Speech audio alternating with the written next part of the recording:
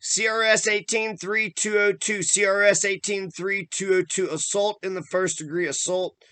in the first degree. Number one, a person commits the crime of assault in the first degree if A, with intent to cause serious bodily injury to another person, he causes serious bodily injury to any person by means of a deadly weapon, or B, with intent to disfigure another person seriously and permanently, or to destroy, amputate, or disable permanently a member or organ of his body, he causes such an injury to any person, or C, under circumstances manifesting extreme indifference to the value of human life, he knowingly engages in conduct which creates a grave risk of death to another person and thereby causes serious bodily injury to any person, or D, repealed, or E, with intent to cause serious bodily injury upon the person of a peace officer, firefighter, or emergency medical service provider. He or she threatens with a deadly weapon a peace officer, firefighter, or emergency medical service provider engaged in the performance of his or her duties, and the offender knows or reasonably should know that the victim is a peace officer, firefighter, or emergency medical service provider acting in the performance of his or her duties, or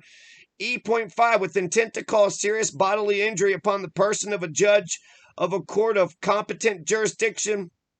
or an officer of said court, he threatens with a deadly weapon a judge of a court of competent jurisdiction or an officer of said court, and the offender knows or reasonably should know that the victim is a judge of a court of competent jurisdiction or an officer of said court. Or F, while lawfully confined or in custody as a result of being charged with or convicted of a crime,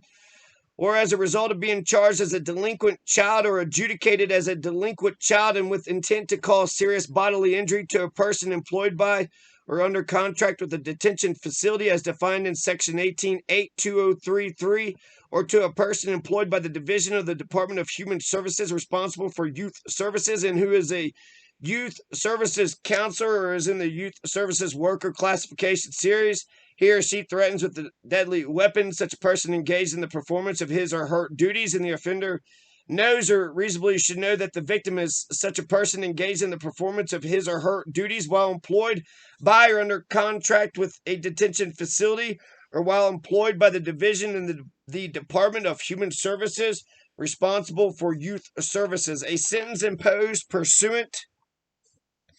to this paragraph F shall be served in the Department of Corrections and shall run consecutively with any sentences being served by the offender, a person who participates in a work release program, a furlough, or any other similar authorized, supervised, or unsupervised absence from a detention facility as defined in Section 18.82033,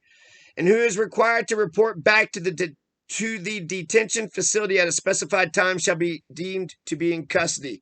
G, with the intent to cause serious bodily injury, he or she applies sufficient pressure to impede or restrict the breathing or circulation of the blood of another person by applying such pressure to the neck or by blocking the nose or mouth of the other person and thereby causes serious bodily injury. 2A, if assault in the first degree is committed under circumstances where the act causing the injury is performed upon a sudden heat of passion caused by a serious and highly provoking act of the intended victim affecting the person causing the injury sufficiently to excite an irresistible passion in a reasonable person without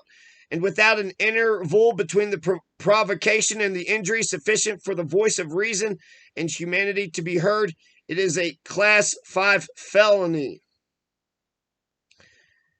I like the language of that one. 2A, if assault in the first degree is committed under circumstances where the act causing the injury is performed upon a sudden heat of passion caused by a serious and highly provoking act of the intended victim affecting the person causing the injury sufficiently to excite an irresistible passion in a reasonable person and without an interval between the provocation and the injury sufficient for the voice of reason and humanity to be heard. That's a Class 5 felony. If assault in the first degree is committed without the circumstances provided in paragraph A of this subsection 2, it is a Class 3 felony. C, if a defendant is convicted of assault in the first degree pursuant of subsection 1 of this section, the court shall sentence the defendant in accordance with the provisions of section 18-1.3-406D, repealed. E, for purposes of determining sudden heat of passion pursuant To subsection 2A of this section, the defendant's act does not constitute an act performed upon a sudden heat of passion if it results solely from the discovery of, knowledge about, or potential disclosure of the victim's actual or perceived gender, gender identity, gender expression, or sexual orientation, including but not limited to under circumstances in which the victim made an unwanted, non-forcible, romantic, or sexual advance toward the defendant.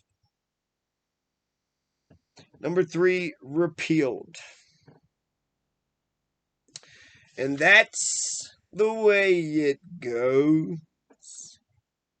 I don't know, Leo. I don't know. 18.3.202, assault in the first degree. 18.3.202.